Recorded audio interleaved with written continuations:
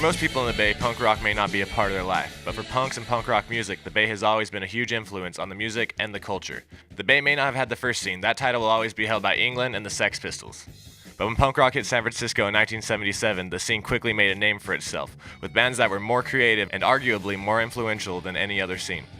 I interviewed Steve DePace, a member of the band Negative Trend and the drummer for the band Flipper, about what it was like in the early days of punk rock in San Francisco. The scene in San Francisco was more eclectic and more diversified than any other scene that I came across.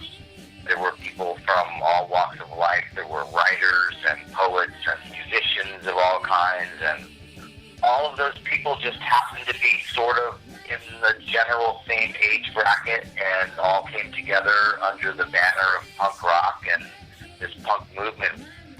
In 1978, the Sex Pistols played a concert in San Francisco with Negative Trend and the Avengers. Sadly, this would be the Sex Pistols' last show, but from there, punk rock would explode across the Bay.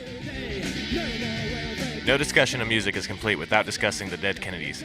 Formed in 1978 in San Francisco, the Dead Kennedys, along with Black Flag from Los Angeles, led the hardcore movement, which swept across the U.S. and influenced the international community. The Dead Kennedys were the first punk band to bring extreme politics to their lyrics, singing against the rich elite, police brutality, political corruption, social injustice, and what is accepted as the social norms, and setting the tone of the entire hardcore movement that was to follow. The 80s rolled around, hardcore kind of took hold throughout the country, and all the different scenes that were happening in the different cities across the country were more, hardcore, skinhead, fast thrash. As the 80s ended, so did the rise of the hardcore movement.